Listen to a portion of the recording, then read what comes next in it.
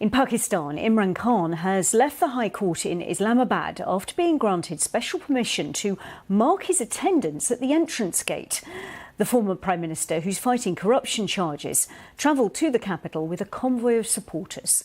The court said that the hearing would not be possible amidst tear gas shelling and stone pelting outside the premises. Mr Khan was accompanied by hundreds of supporters who tried to enter the court building but were stopped by security forces. The long-running political row has led to a series of clashes between the police and Mr Khan's supporters. There was also a standoff between his supporters and the police in Lahore earlier as they entered a property belonging to the former Prime Minister. Some threw rocks at officers as they used water cannon to try to disperse the crowds. Our correspondent Caroline Davis has been speaking to Mr Khan from his convoy and she sent us this report. In his armoured car, inching through the crowds, this was the start of Imran Khan's journey from his home in Lahore to the court in Islamabad. This is a much-promised appearance, and it's on the basis of this appearance that his arrest warrants were suspended yesterday. Many of his supporters have turned out, as well as, of course, security, because his team have talked repeatedly about threats to his safety. His supporters were adamant that even imprisonment wouldn't stop Mr Khan's electoral chances.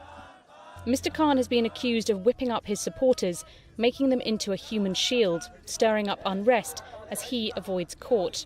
If found guilty there, he could be disqualified from running in this year's elections. In Islamabad, security was building. The authorities have no appetite for a repeat of the unrest seen earlier this week between Mr Khan's supporters and police trying to arrest him.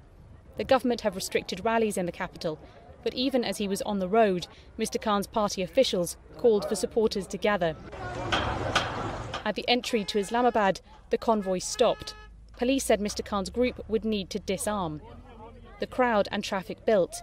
Amongst them, we found Mr Khan. Are you more worried about prison, or are you more worried about being disqualified from running in the future? It's not disqualified. Putting in prison means that they will keep me out of the election race right till the end of the elections. So I won't be able to campaign. That's the whole thing.